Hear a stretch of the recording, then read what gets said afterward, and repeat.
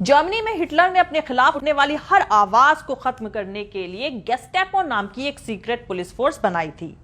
26 अप्रैल 1933 को अपने वजूद में आने वाली यह खुफिया पुलिस नॉर्मल पुलिस की तरह सिर्फ लॉ एंड ऑर्डर मेंटेन करने का काम नहीं करती थी। यह गुंडे, बदमाश, चोर या कातिलों को पकड़ने का काम नहीं करती थी। यह खुफिया पुलिस थी, देश की हिफाजत करती थी। यह हिटलर की आइडियोलॉजी की हिफाजत करती थी। यह हिटलर के खिलाफ आवाज बुलंद करने वाले लोग, जिन्हें गद्दार और देशद्रोही कहा जाता था, उनको ढूंढती थी और फिर उन्हें बेरहमी से खत्म कर देती थी। इसी गेस्टापो सीक्रेट पुलिस का भूत भटकते भटकते शायद भारत में दाखिल हो गया है। हिटलर के बेहद करीब वफादार साथी जनरल हरमन गोरिंग ने गेस्टापो की कमान संभाली हुई थी। इस फोर्स को इतनी ताकत दी गई थी कि वो बगैर वारंट, बगैर मजिस्ट्रेट के ऑर्डर के किसी को भी गिरफ्तार कर सकती थी, जब चाहे किसी भी वक्त किसी को उठा सकती थी। और इस फोर्स को यह हुक्म भी दिया गया था कि हिटलर की हुकूमत के खिलाफ मुंह खोलने वाले हर शख्स की जासूसी और जांच करने के साथ साथ उन पर सिविल सैंक्शंस भी लगाया जाए।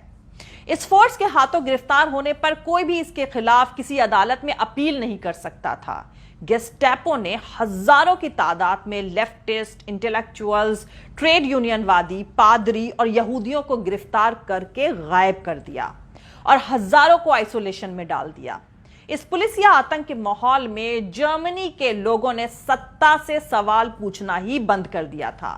उनके चारों तरफ उस दौरान में जो कुछ भी लीगल, अनकॉन्स्टिट्यूशनल घट रहा था, उस तरफ से उन्होंने अपनी आंखें बंद कर ली थी। गेस्टापो का इतना खौफ था कि जर्मनी की आवाम ने हिटलर के खिलाफ बोलने, सुनने और देखने की ताकत खो दी थी।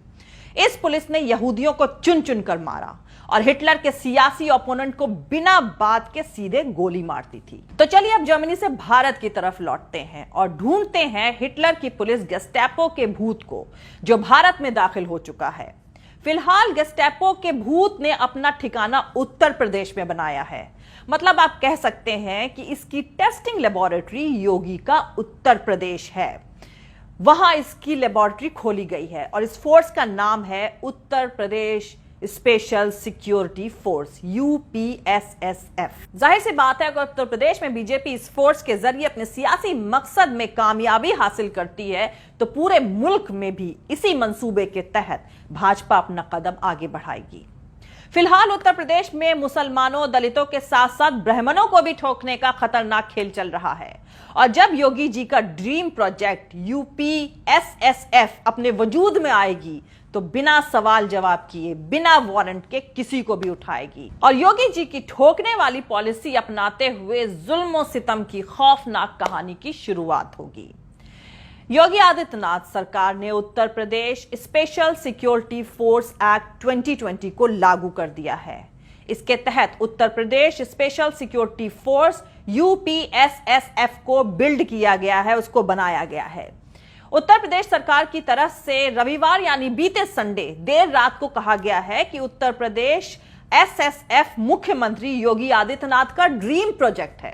योगी जी के इस ड्रीम प्रोजेक्ट की सबसे अहम बात यह है कि इस फोर्स के पास वारंट के बिना ही तलाशी लेने का हक होगा और इस फोर्स का कोई भी मेंबर किसी मजिस्ट्रेट के ऑर्डर और किसी वारंट के बिना ही किसी भी इंसान को गिरफ्तार कर सकता है। मतलब इसके सिपाही बिना वारंट के आपके घर में घुस सकते हैं और आपको गिरफ्तार कर सकते हैं। और दूसरा, उनके इस एक्शन पर अदालत बिना सरकार की मंजूरी के रोक भी नहीं लगा सकती। तीसरा, इन्हें पेमेंट देकर कोई भी प्राइवेट उद्योगपति यानी इंडस्ट्रियलिस्ट भी इस फोर्स का इस्तेमाल कर सकता है। मतलब अब इंडस्ट्रियलिस्ट मजदूर नेताओं और जमीन ना देने वाले किसानों के घर में इस फोर्स को भेज सकते हैं और उन्हें गिरफ्तार करवा सकते हैं। और इन बेचारे किसान और मजदूरों को बचाने के लिए अदालत बीच में नहीं आएगी। इसके अधिकार यानी इसके राइट्स कानून से भी ऊपर होंगे, क्योंकि अदालत भी सरकार की इजाजत के बगैर एसएसएफ यानी Uttar Pradesh special security force की किसी भी प्रोसीडिंग में इंटरफेयर नहीं कर सकेगी। जरा सोचिए, अब आपको उत्तर प्रदेश में स्पेशल सिक्योरिटी फोर्स के लोग किसी वारंट के बिना, किसी रिकॉर्ड के बगैर अरेस्ट करेंगे, तो उनको आपको रिहा करने की जरूरत भी नहीं पड़ेगी, क्योंकि वो तो साफ साफ कहा जा सकता है ना कि भैया हमने तो गिरफ्तार ही नहीं किया। बस यही एक लाइन कहकर वो तो फ्री हो जाएंगे। ना कोई सवाल पूछेगा, ना कोई जवाब मिलेगा। भागते रहिए, इधर से उधर खटखटाते रहिए दरवाजे, कुछ नहीं होगा, क्योंकि इंसान को किडनैप करने की प्लानिंग लगभग तैयार हो चुकी है।